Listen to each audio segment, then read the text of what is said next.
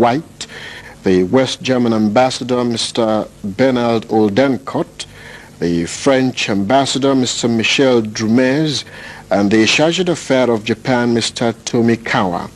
General Buhari briefed the envoys on the economic and foreign policies of the new administration and stressed the importance it attaches to its relations with their countries.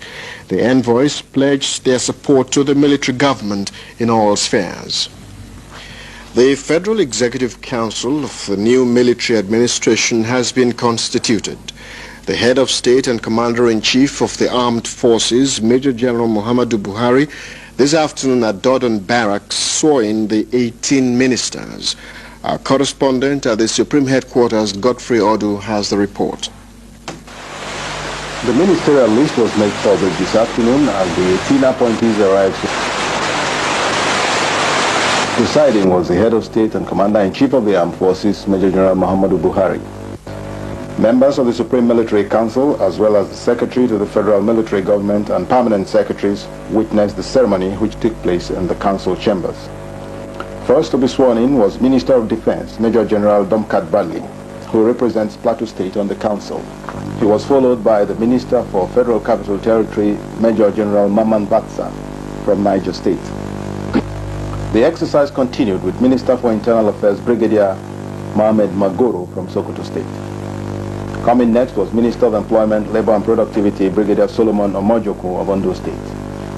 Commodore Patrick Koshoni of Lagos State was sworn in as Minister of Health, while Group Captain Samson Emeka Omerwe from Imo State took the oath as Minister of Information, Youth and Culture. Next was Lieutenant Colonel Ahmed Abdullahi of Kano State, his Minister of Communications. Following the line was the Minister of Justice, Mr. Chike Ofodile from Anambra State. Alhaji Ibrahim Yerima Abdullahi, representing Bauchi State, becomes Minister of Education, Science and Technology. Others were Alhaji Abdullahi Ibrahim of Benue State, Minister of Transport and Aviation. Dr. Abubakar Shaib of Borno, Minister of Agriculture and Water Resources. And Dr. Mahmoud Tukur Gongola State becomes Minister of Commerce and Industry. Alhaji Rilwanu Lukman of Kaduna State is Minister of Mines, Power and Steel. The Ministry of External Affairs will be handled by Dr. Ibrahim Gambari, representing Kwara State, while Dr. Onor Lakbar Suleye from Ogun State takes charge of the Ministry of Finance. The Ministry of National Planning goes to Chief Michael Sunday Adigmu from Oyo State, while Professor Tam David West of the Rivers State heads the Ministry of Petroleum and Energy. Dr. Emmanuel Nsam of the Cross River State was sworn in as Minister in charge of Works and Housing. The oath swearing ceremony this afternoon also included two top aides of the head of state. They are Alhaji Abubakar Mamu, who is Principal Secretary, and Chief Press Secretary, Alhaji Wada Abdullahi Maida. Addressing the minister shortly after, General Buhari said that the delay in constituting the Federal Executive Council was due to the deep search for the right caliber of men. He told them that the Supreme Military Council will hold them personally responsible for the failure of projects and policies in their various departments. He also made it clear that the lifestyle and performance of the ministers will be watched closely. The appointment of ministers has taken us some time because we had to undertake a deep search for competent Nigerians of proven integrity, high sense of discipline, public probity, and transparent honesty. Your appointment is on your personal merit, and I am assured that you will possess these sterling qualities. It is necessary to restate that this administration, born out of the circumstances very well known to you all, will not tolerate fraud, indiscipline, corruption, secondomania, misuse and abuse of public office for self or group aggrandizement and such other vices which characterize the civilian administration of the past 4 years. Your immediate task as ministers would be to undertake a critical review of all major projects and programs being undertaken by your ministries, departments, and parastatals in order to determine their priority and scope, the stage of implementation, the quantum of work already done, the amount of funds committed to each project, etc. The purpose of this exercise, which should be completed and submitted to the Federal Executive Council by the end of April this year, is to ensure that our scarce resources budgeted for the execution of projects are spent most judiciously on viable projects and programs which will lift the nation from the doldrums of economic recession and have a positive impact on the socio-economic life of the common man. Another task before you is to proceed with speed to examine the adequacy of the existing structural organizations of the ministries to which you are assigned, and take appropriate steps to rationalize them to conform with the 18-ministry structure recently approved by the Supreme Military Council for the federal government. The aim of this administration is to instill discipline in public life.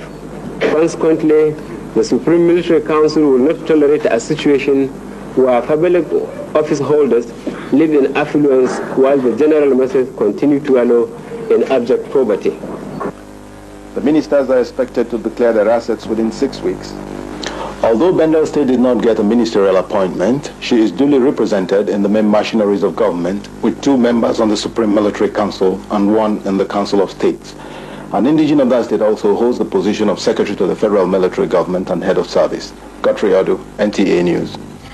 President Jafar Mohamed Nimeri of Sudan arrives in Lagos tomorrow on a 2-day official visit. His personal envoy, Mr. Omer Yassin, was at Dodon Barracks today to deliver a special message from the Sudanese president to the Nigerian head of state, Major General Muhammadu Buhari.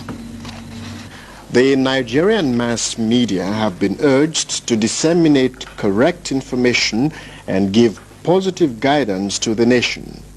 Addressing media executives in Lagos today, the Chief of Staff Supreme Headquarters, Brigadier Tunde Diagbon, expressed disappointment with some of the stories carried by the Nigerian press. He said it was a departure from what the military government expects from them in this crucial period.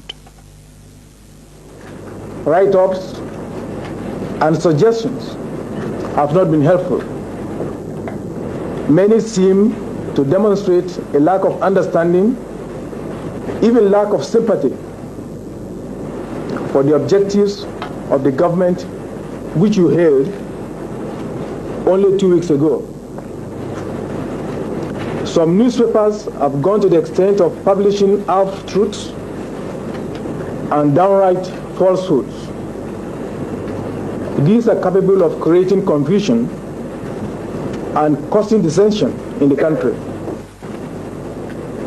The change of government is not meant. Braithwaite told newsmen that he had very useful discussions with Brigadier Idiagbon on issues of national interest. He said the talks were at his own instance, but declined comments on the pace of this administration, saying we should wait for the next few days. Asked if he would serve in the administration, Mr. Braithwaite said, and we quote, "My actions will show," unquote. It's a 2-man delegation from the Sultan of Sokoto, Alhaji Sar Abubakar III, has handed over a special message to General Buhari at Dodon Barracks. The content of the message delivered by the Emir of Argungu, Alhaji Muhammadu Mera, is not known. The head of state expressed his appreciation for the overwhelming support the nation's traditional rulers had given the new military administration.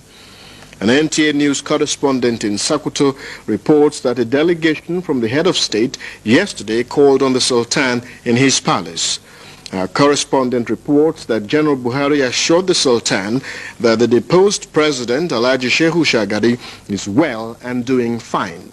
He said that the armed forces did not intervene to victimize any individual or group of persons, but to rid the nation of its moral and economic decadence.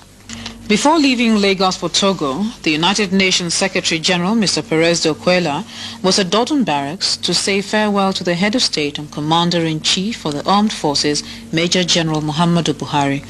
Our correspondent Godfrey Odu has the details. The visit to Supreme Headquarters today was in fact the third since the United Nations Chief Scribe arrived in the country. This third meeting with the head of state, General Muhammadu Buhari, gives added dimension to the importance which the federal military government attaches to the visit of Mr. Dekwea. The courtesy call today afforded the UN Secretary General the opportunity to express gratitude for hospitality during his stay.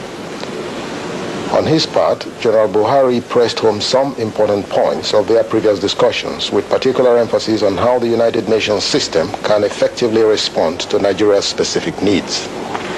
Primarily, Mr. Dequia was here for a first-hand assessment of the Sahel drought and the whole problem of food shortages. But the federal government used the opportunity to expand the scope, covering Nigeria's particular problems. The head of state gave a private dinner last night in honor of the UN scribe, at which Mr. Dequia spoke highly of Nigeria's contributions and continued commitment to the United Nations. According to the External Affairs Minister, Dr. Ibrahim Gambari, Mr. Dequia's visit afforded his ministry an opportunity for thorough discussions with a highly knowledgeable person on a variety of issues, including Namibia and disarmament. He described Mr. Dequia as a man who has shown great sympathy and sensitivity to Nigeria's specific needs.